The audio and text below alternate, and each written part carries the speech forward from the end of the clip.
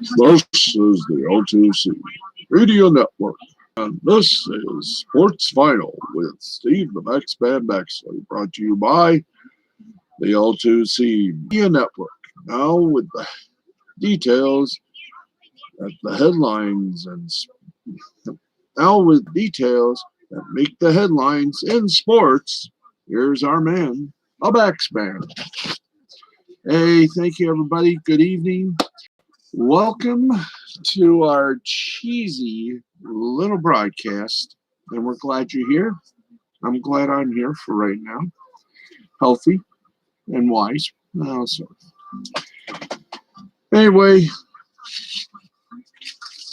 welcome everybody to the broadcast. And before we get started on everything sports, got a little update for you. For those of you that know, we do and are updating a couple of big winners. In the Comicsgate world, Mandy Summers and Work the Wizard, the Portal of Echoes, and right now they stand at $6,720. They are getting backed big time. Let's get more. Let's back them even more, folks. Let's help keep comic books alive and back these wonderful creative comic books. And Wyatt Holliday's big debut, Eternal Armor. Yeah, it is Wyatt.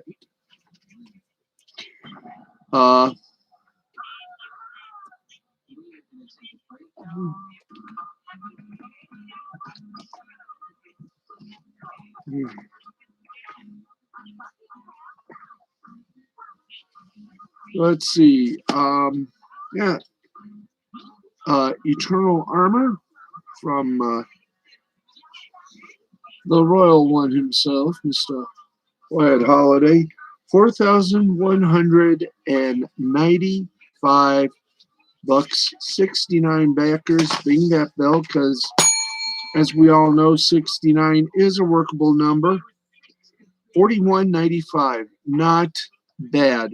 Congratulations, Wyatt, and congratulations, Mandy. And now, do we do it? We do it, ladies and gentlemen. It is time for us to get you into the cha-cha dance we like to call sports. It's time to get you updated on all the fun. So if you're ready, I know let's start to it. Let's get you all the details from the sports headlines. And before we give you the breaking information right now, let's get you some golf news. I know we got some breaking news. It's going to be updated. So updating the breaking news. Let's go to it. And here we go. The 2021 Players Championship doesn't begin until Thursday, but the game started on Sunday after the final putt dropped at the Arnold Palmer Invitational.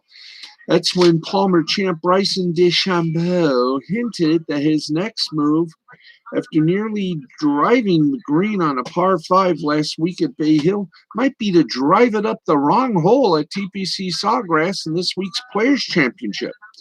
DeChambeau said he might hit it across the lake on number 18 at Sawgrass off to the left, where the 9th hole is. It would give him a better angle into the 18th green and cut some distance off the hole in the way it is historically played. He expounded on that earlier today. Quote, I'll probably give it a try, but it's most likely not going to happen.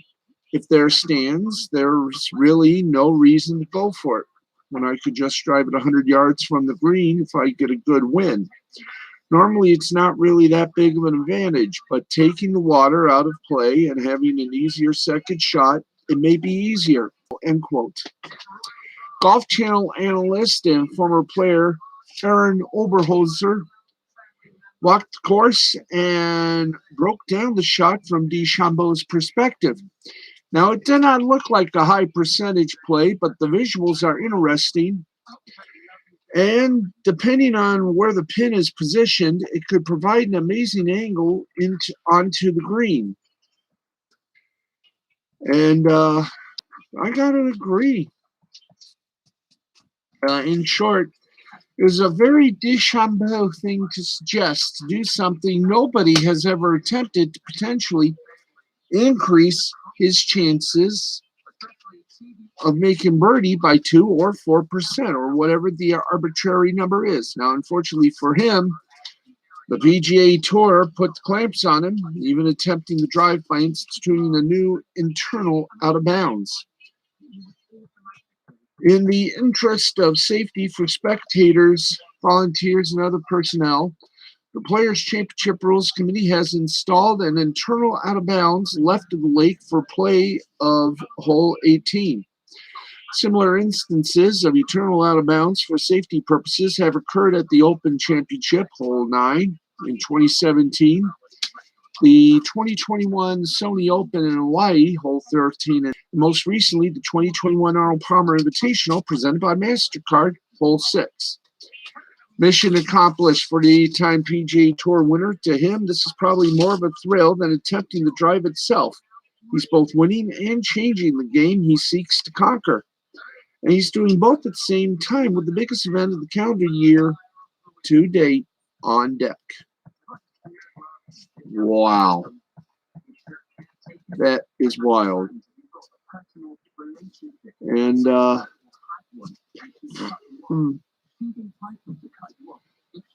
there you go.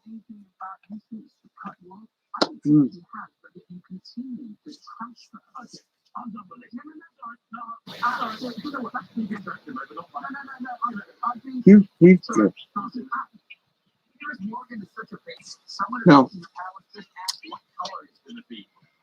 the NBA news.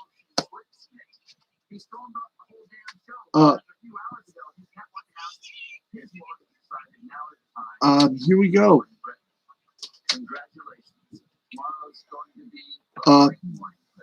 The Heat announced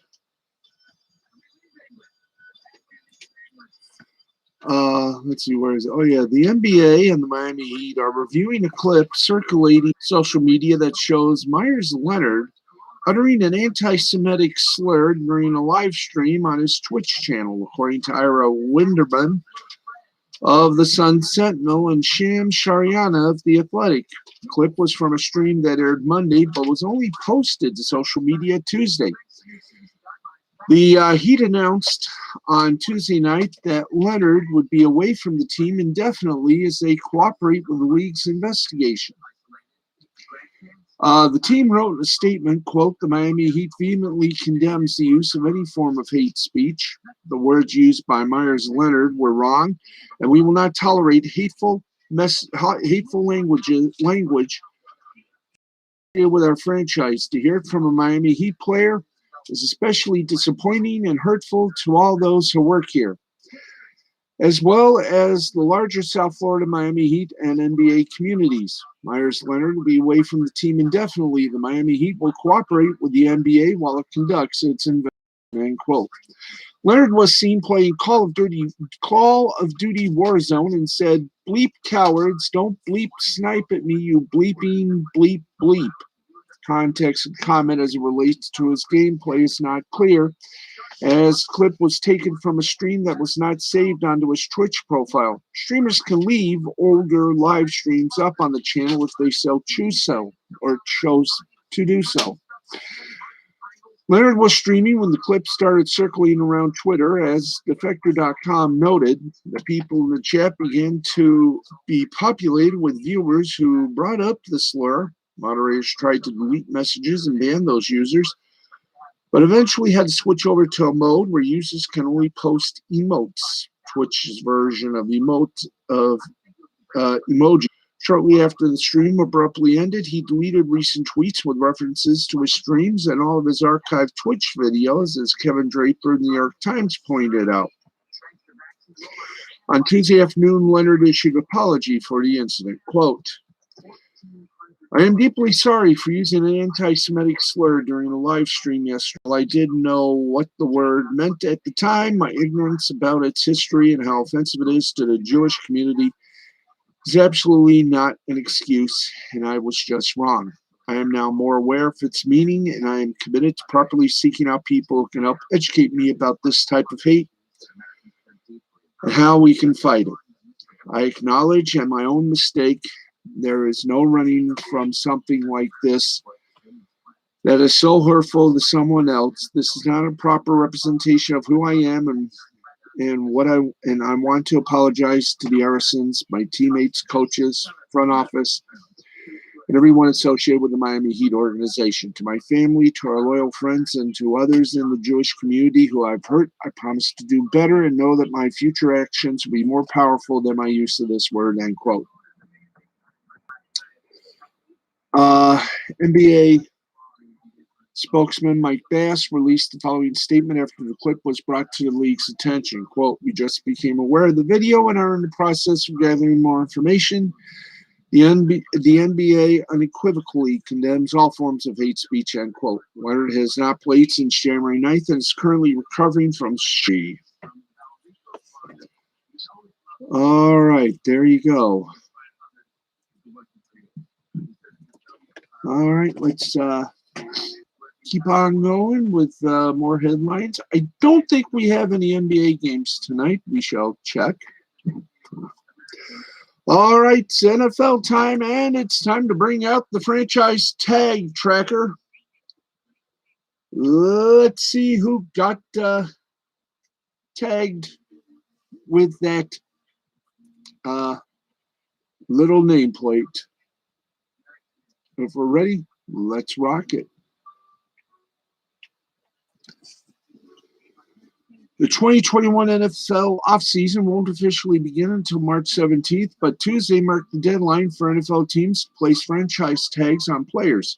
Each club can designate one player with a franchise setting the stage for a potential long-term agreement or trade. One player who won't be getting tagged is Cowboys QB Dak Prescott, who came to terms on a long-term deal less than 2 weeks before the start of free agency.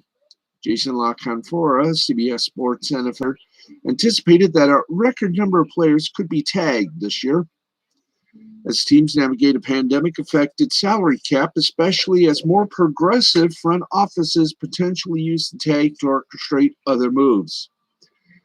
Let's go and take you to the tags. For the New Orleans Saints, Marcus Williams. Saints had a couple of candidates for the franchise tag, but opted to use it on Williams. The free safety is coming off a very impressive 2020 campaign, in which he recorded 59 combined tackles, 7 passes defensed, and 3 interceptions. According to Pro Football Focus, Williams registered a 0.6 PFF grade in 2020, which ranks 6th among safeties. In 60 career regular season games with the Saints, Williams has recorded 13 interceptions and has been a consistent presence in the secondary. Williams is projected to make $11.196 million in 2021. Denver Broncos safety Justin Simons. The Browns will tag Simmons for a second consecutive season as the front office will look to reach a long-term deal with the Pro Bowl safety. Simmons had 96 tackles, 5 interceptions, and 9 passes defensed for Denver last season. Playing every defensive snap for the Broncos for 3 consecutive seasons, Simmons is projected to make $11.196 million under the tag in 2021.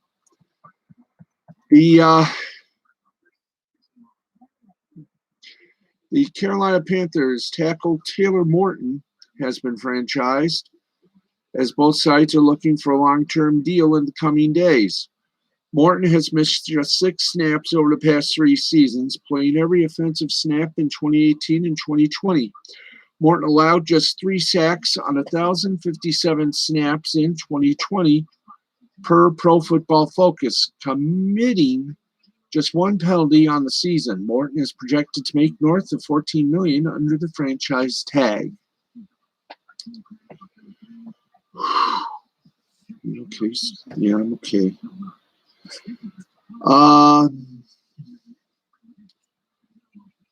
Marcus May of New York Jets has his franchise tag, keeping the veteran safety in New York for at least one more year.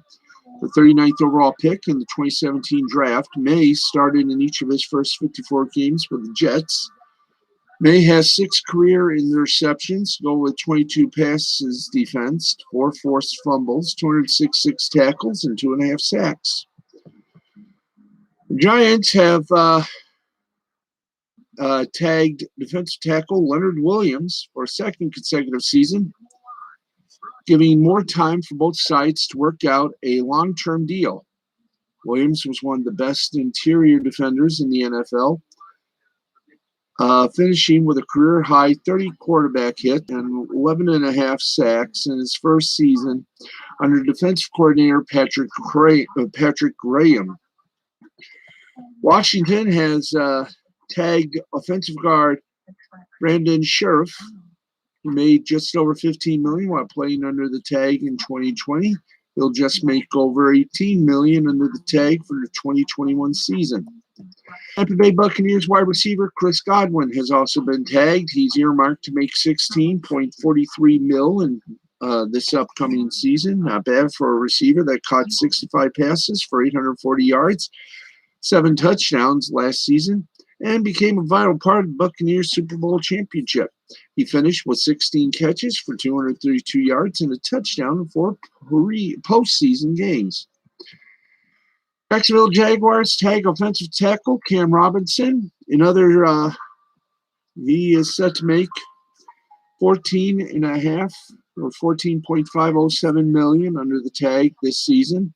He's a former second-round draft pick, often graded poorly as a pass protector during his contract year. Now he'll be tasked with protecting presumptive number 1 pick Trevor Lawrence. Chicago Bears have tagged Allen Robinson. The ex-Jaguars standout is due $18 million in 2021. He has until July 15th to be extended in the Windy City. And that is that for us. Ooh. Oh. Oh, God. Oh.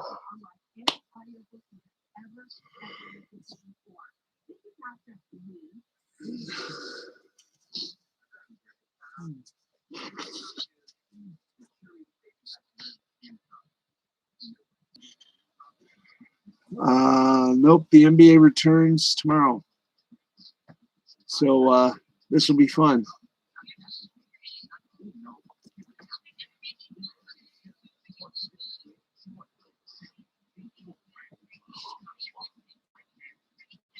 Anyway.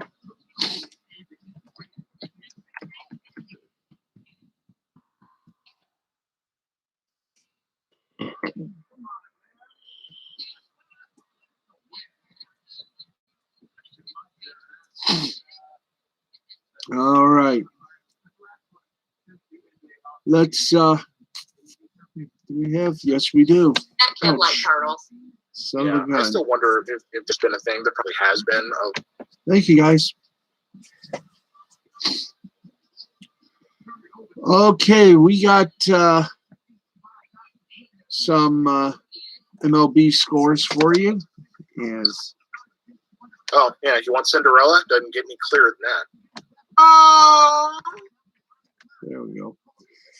Okay, let's get to some final scores right now as I take off the earphones. Minnesota Twins beat the Baltimore Orioles 1-0. Tampa Bay Rays over the Boston Red Sox 11-3. Pirates over the Braves 10-1. Tigers over the Yankees 6-5. Blue Jays over the Phillies 4-1. Mets over the Cards 5-3. Indians over the Rangers 9-2. Cubs over the Athletics 9-8. Padres over the White Sox 4-2. Brewers over the Giants 13-7. Mariners over the Royals 6-3. Rockies over the Diamondbacks 11-4. Nationals and the Astros ended up tied at 4, while the Dodgers beat the Reds 5-3.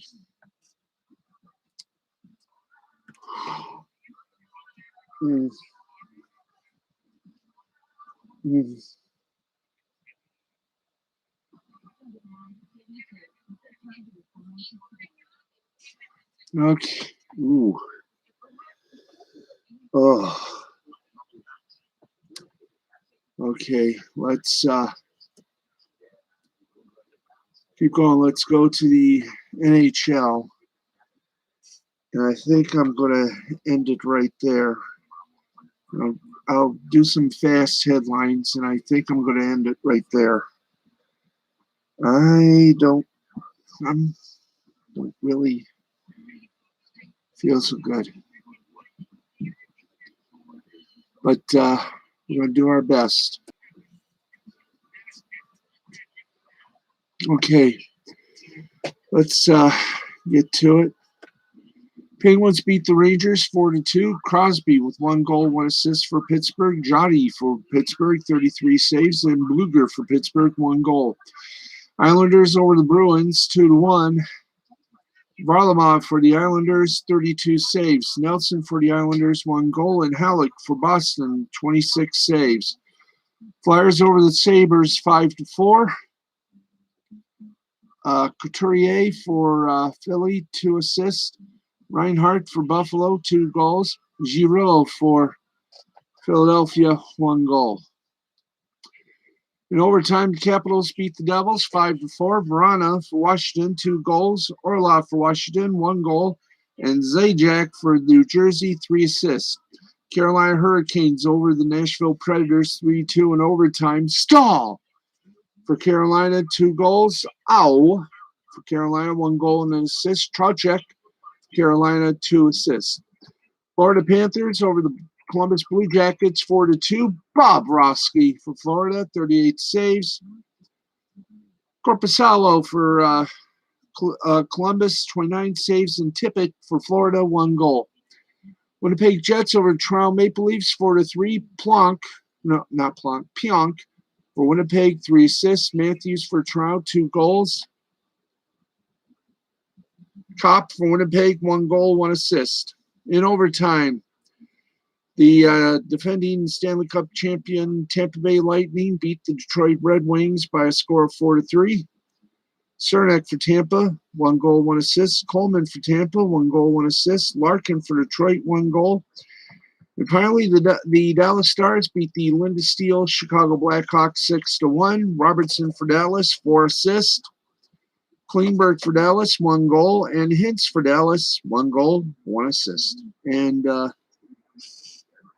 that's your NHL scoreboard. And can you hold for just a moment, please?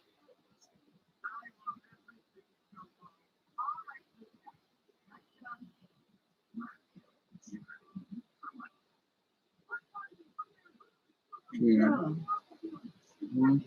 Is anything wrong? 1, 2.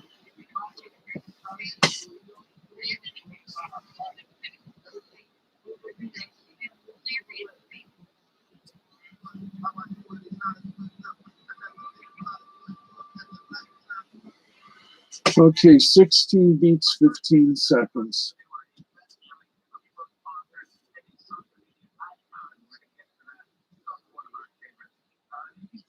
You have to do it at least 15 minutes.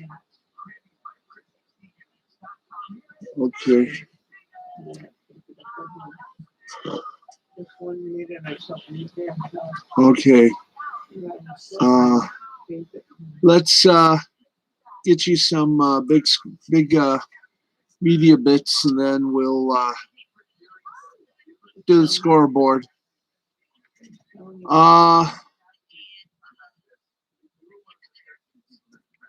With International Women's Day Monday, the NBA announced an upcoming special broadcast that will feature an all-female broadcast crew. TSN's Toronto Raptors broadcast on March 24th will have Megan McPeak on play-by-play, Canadian National Star, and Nia Nurse as the analyst. TSN anchor reporter Kayla Gray will do the sideline reporting, while Kate Biernes and Amy Audebert will host and provide studio analysis. The four will comprise the first all-female broadcast team in NBA history. McPeak regularly calls play-by-play for WNBA Washington Mystics and the Capital City Go-Go's, the Wizards G League affiliate. Nurse plays for the Phoenix Mercury and made the WNBA All-Star team with the New York Liberty in 2019. Gray is a regular anchor for TSN. Biernes, your sideline reporter for the Raptors. And Audebert is the analyst for Toronto's G League affiliate, Raptors 905.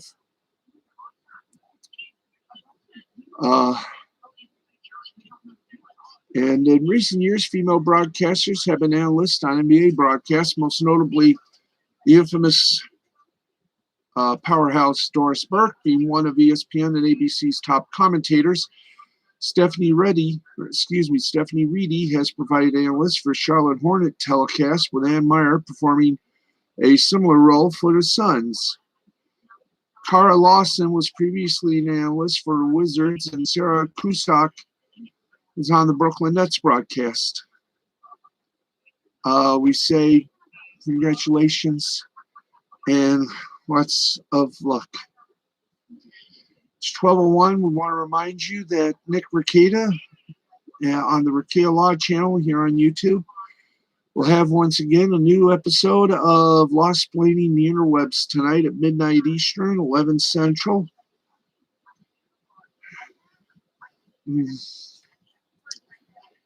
Okay. And one other thing, and this is very much continues to be not only breaking, but continues to be a developing story. And here we go. The NHL on NBC package expires after this 2021 season, and a new report suggests that it's not going to return in its current form, with a significant portion of the league's national rights instead going to ESPN. The possibility of a larger NHL presence on ESPN, they currently stream some games on ESPN Plus, has been discussed for quite a while, including in a piece that Awful Announcing did in February 2018, and the odds there have seemed to rise recently, with the worldwide leader making plenty of overtures towards the NHL in recent years and helping to remove some of the stain of comments like it doesn't translate to television, and where it really doesn't transfer much to is in a national discussion from then Senior Vice President Vince Storia in 2012. He retired in 2015, and now it appears that ESPN is gaining even a larger percentage of the NHL's rights than many had speculated. With a report from Rogers Sportsnet's Chris Johnson indicating that this is expected to even give 4 Stanley Cup finals to ESPN, to which those may or may not be simulcast on ABC as well. No indication on that yet. But here's more on the ESPN NHL deal from the piece from Sportsnet's Chris Johnson. Quote, significant murmurs surfaced Tuesday that the NHL has sewn up one half of its new U.S. media rights package. ESPN is believed to have reached a 7-year deal to become one of the league's media partners starting next season, according to multiple league and industry sources. There was no confirmation from either the NHL on an agreement that is expected to see ESPN get the rights to broadcast 4 Stanley Cup finals between 2022 and 2028, plus streaming rights for Disney. On a lot of levels, selling one half of the NHL's national rights to ESPN seems to make sense for all parties, despite occasional NHL critical comments from likes of Doria and Max Kellerman. And the latter, although it happened last year versus in 2012, is far less important. First Take has been long established as a venue where no one should take anything said there seriously, while Doria was an actual decision maker at the time he dumped all over the NHL. ESPN has long recognized that there is some value in the NHL. They were an NHL broadcast partner from 92 to 2004, and the last two national deals not involving them appeared to be more about timing than anything else. In 2005, coming out of a season-long lockout, the NHL reportedly made an offer to ESPN to continue as a broadcaster for $60 million a year, and ESPN turned them down. That led to the league turning to Comcast, what was then known as Outdoor Life Network, which paid close to $200 million for a large package of NHL rights for 3 years. That includes games 1 and 2 of the Stanley Cup Finals each year. NBC broadcasts the rest of those series under a profit-sharing agreement and also broadcasts some regular season games that year as well. OLN eventually turned into Versus and then turned to NBCSN after Comcast bought NBC, first announced in 2009.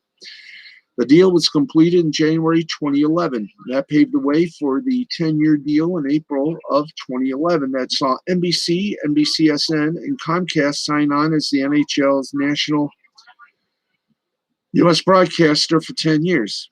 At the time, that made a lot of sense. The new combination of broadcast and cable under the NBC Comcast umbrella was a good fit for the NHL and for the networks. And at that point, ESPN didn't have enough channels to really be a crumulent NHL option, especially given their NBA focus. Now, though, given ESPN one half of the U.S. rights, seem to make much more sense. Since the launch of the ACC network, ESPN has achieved Ocho status, meaning they have a whole lot of channels to fill with programming. And frankly, considering that ESPN News is no longer frankly news and is mostly an overflow sports channel, might as well call it ESPN3, as is ESPNU, it makes sense for ESPN and their corporate parent Disney to chase whatever rights they can. They now have places to put them, especially considering that they now have ESPN Plus, which drastically needs programming despite strong bundle-boosted subscriber numbers, and it's also a way for ESPN to rearrange finances on particular rights deals. And NHL rights are not insignificant. The ESPN Plus streaming-only deals, the NHL previously had value for both sides, with the NHL able to gain some money from those, and ESPN Plus able to say, look, we have actual games. What they actually have really doesn't matter that much, while their service is essentially free when bundled with better services, Disney Plus and Hulu. But it's nice for them to be able to say, we have things. This reported deal would have even more value. NHL games aren't always great content for broadcast networks. Well, NBC muddles through with the regular season games.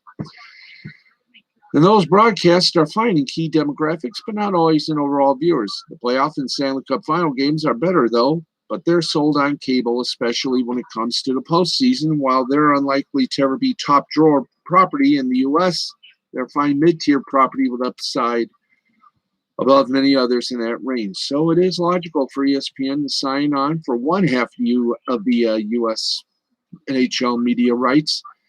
They'll also likely give the league some more exposure, both in terms of regular season games airing on ESPN networks and ESPN studio shows, especially SportsCenter, providing studio coverage of the NHL. Doria said the quiet part out loud back in 2012.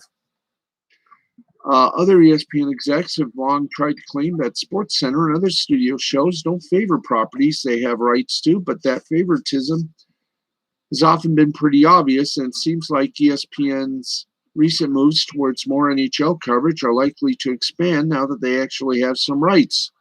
So there's some exposure value here for the NHL, and that's perhaps especially true with NBC killing off NBCSN and shifting coverage to streaming service Peacock and the USA Network. ESPN can provide them with high subscriber cable exposure and perhaps even more. But an interesting element to keep an eye on here is going to be ABC simulcast, especially when it comes to Stanley Cup Finals. The finals have usually had a few games on cable only, but not the whole series. If this is only an ESPN deal, then it will make the finals less accessible to the viewing public, But given how many times ABC has simulcast seeming ESPN exclusives recently, particularly Monday Night Football and NFL playoff games, it certainly seems pretty plausible that at least some of the games during ESPN Cup final years will wind up on ABC as well. And while ABC carries the NBA Finals as well, that isn't necessarily a huge hurdle. In 2019, the last normal scheduling year, the Stanley Cup Finals and NBA Finals did not have games on the same days, and that's been the case during a number of recent years. It's also worth keeping an eye on where the other half of this package lands. Most likely would still be NBC. There's a long history of NHL coverage there, and even with NBCSN going away, feels like there are deals to be done with Peacock and maybe NBC Universal's USA Network coming back to the fray. And with ESPN stepping in for one half of these rights, that means there's presumably now less cost to NBC parent Comcast and less obligation. They can take on the games that work for them without feeling the need to broadcast all of it, which may lead to Golf Channel and CNBC not having to air playoff games. And NBC would seem to still be a better fit than anyone else, including rumored bidders Fox, who did it once before, remember the glowing puck, and Turner. But nothing's guaranteed at this point, but it's certainly notable to see such a prominent part of the NHL package heading to ESPN, though. And, wow. Okay. I want to say hi to everybody on Facebook, Twitter, Gab Social. I want to also say hi to my friends on Minds, Instagram, and TikTok. It's 37 past the hour. Actually, we've been on for 37 minutes. It's 11 minutes past the hour of midnight, and we are kicking butt. Right now, it's my stomach is sort of getting in a little knots.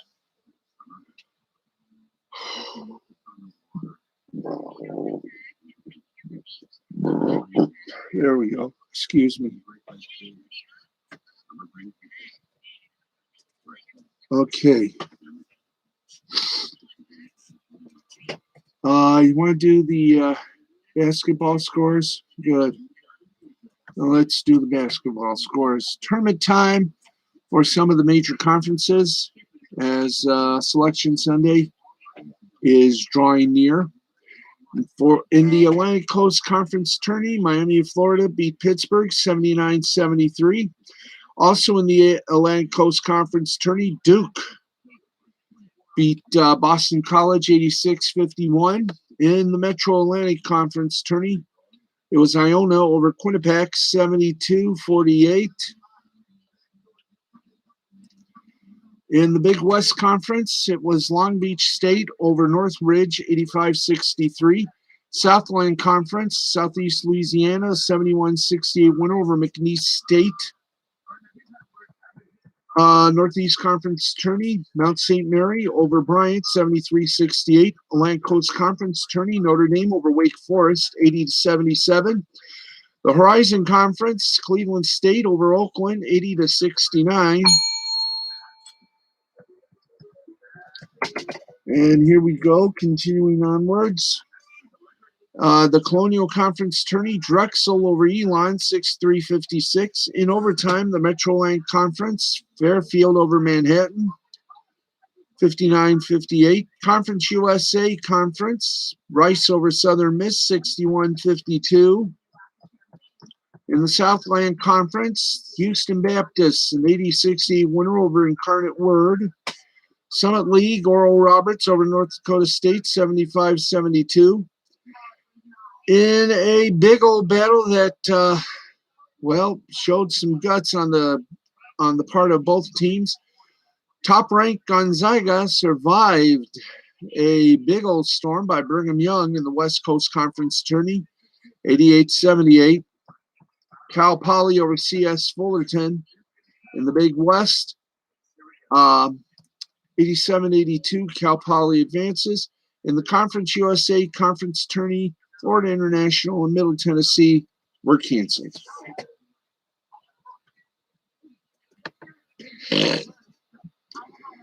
And there you go. And I think we did baseball, so we don't have to. And we got scoreboard coming up. It's scoreboard time. Then after that, it's off to bed for me.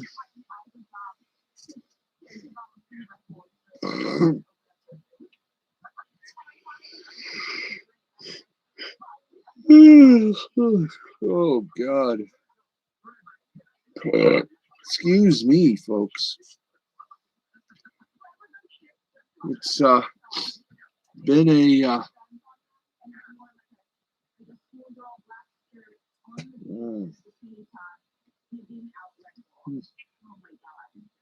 it's been wild. Okay, let's kick in some soccer. And here we go. The Champions League playoffs, UEFA Champions League playoffs. Dortmund and Seville ended in a 2-2 tie. Juventus and FC Porto played, and after extra time, Porto, believe it or not, hang on, folks. I'm going to get this right. But Porto did something that was truly unique in both aspect and goodness. If you saw it on Paramount Plus, the formerly CBS All Access, I mean, this game was just all over the place. So, excuse me. So, as the round of 19 continueth, let's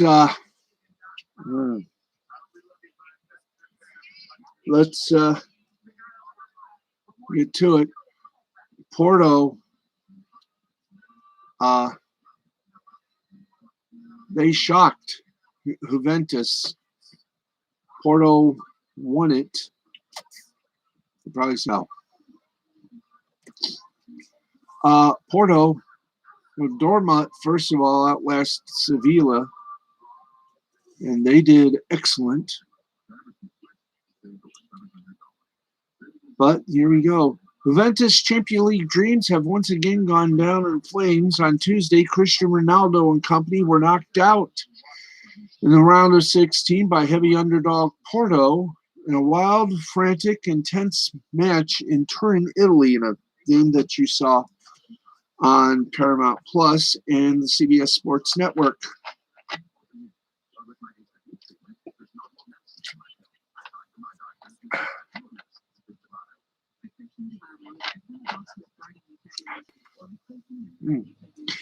While Juventus actually won in regulation 2-1, forcing extra time, but Sergio Oliveira's second goal, a low free kick in the 115th minute, that ended up being the deciding factor for the visitors, who played over an hour down a man following Mendy Tareme's red card. Juventus won the match 3-2 in extra time, but ultimately finished 4-4 on aggregate, with Porto advancing on away goals. Juventus actually had a chance to win it late after Adrian Rabiot bought the team within a goal thanks to his 117th minute header, and Andrea Pirlo's team came close, but it was the Portuguese Giants who once again played Giant Slayer on the Euro stage. Porto went up 19 minutes in. Juventus got 2 goals they needed, both from Federico Cheze to force the extra period, but could not get the job done. As for Juventus, it's another shocking exit from the UEFA Champions League. Just last season, they were booted by Lyon in the round of 6. We can talk about it.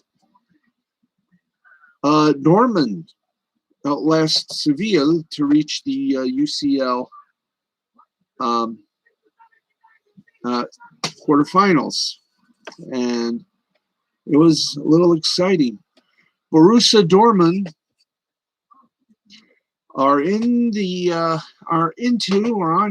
the UEFA Champions League quarterfinals after completing a thrilling 5-4 aggregate win over Seville with a 2-2 draw at Westfalenstadion on Wednesday night, as Erling Haaland starred once again. The Norwegian star's goal for the hosts after 35 minutes was a hammer blow to the visitors after they had made a bright start and looked good to at least level the tie before he killed it off with a second after 54 minutes in bizarre circumstances.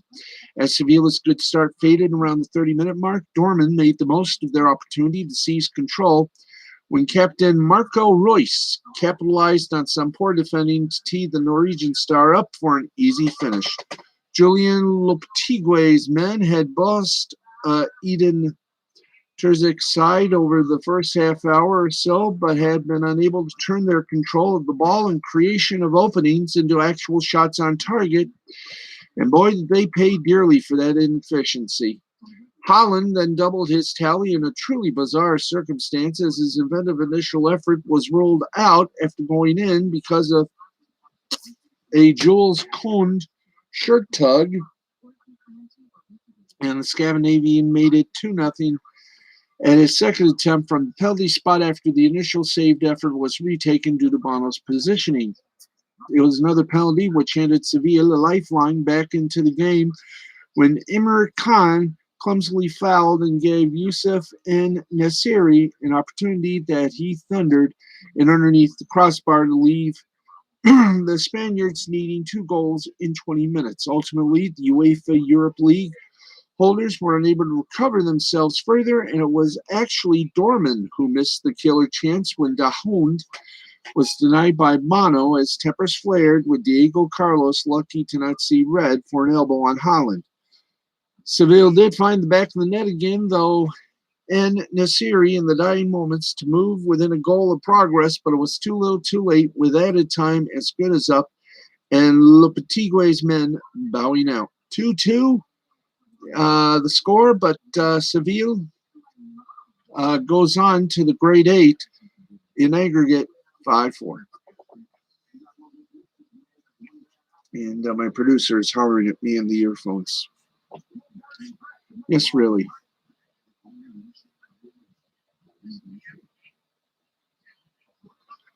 And here we go.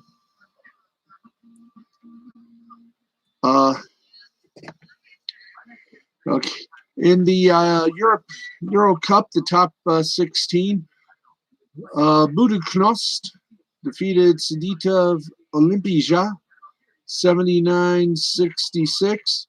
Monaco over Unicaja 98-89. Juventud Badalona 95-88 over Nanterre, and Virtus Bologna over JL Bourg 83-62. We'll save the other stuff. We'll do that right now.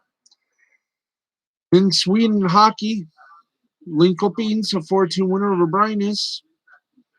Leksands over Djurgårdens 5-4. Vakjo over Farstad 3-2. Frölunda over HV 71 3-1. Rogel a 5-1 winner over Augustin. And after OT, it was Skellefteå over Luleå 2-1. In Finland, Helsinki over Tappara in overtime 4-3. Isles over Kuku 2-1. Lukko over Jukrit 5-1. JYP over Kalpa 3-1. Karpat over Vasen Sport 3-0. And Turku over Salpa 2-1. And in Japanese preseason baseball from the Nippon Professional Baseball League, the Fukuoka Silverhawks beat the Omori Giants 5-3. Oric Buffaloes over the Akut Swallows 4-1. In the fifth inning, Seibu Lions lead the Chunichi Dragons 10-1. Fourth inning, the Hanshin Tigers lead the Hiroshima Carp 3-2. Fifth inning, Chibalati Marines over the Rakuten Golden Eagles 3-0. And the Nippon Ham Fighters over the Yokohama Bay Stars 3-0. And that, my friends, is going to, for want of a better word, put the wraps on this very program. I want to thank you all very much for tuning in tonight. We'll be back tomorrow night, same time, same place, hopefully with a better show and a better feel. But I want to thank you all for watching, and please subscribe, hit that bell, because we're going to have more content here, some commentary, and a whole lot of fun. Tell your friends, tell your neighbors. This is the place to be for sports and more. And I want to thank you all very much for joining us, and stand by. We're going to do things. We're going to change things around, make this look even more professional than it should be. Until tomorrow night, the same time, I'm Steve the Baxman Baxley. For everyone here at Sports Final, have a great night and a great day tomorrow. Or for those of you here, tomorrow is already here. Welcome to Wednesday. Have a great Wednesday, everybody. And for those of you on the West Coast, have a great night. This has been a presentation of Mr. Fine Creativity Productions in association with the L2C Media Network and L2C Sports and YouTube. We'll see you tomorrow night, everybody. We're going to have more fun. Don't worry. We'll go crazy. We just got to find out how. Thank you, everybody, for watching. Good night.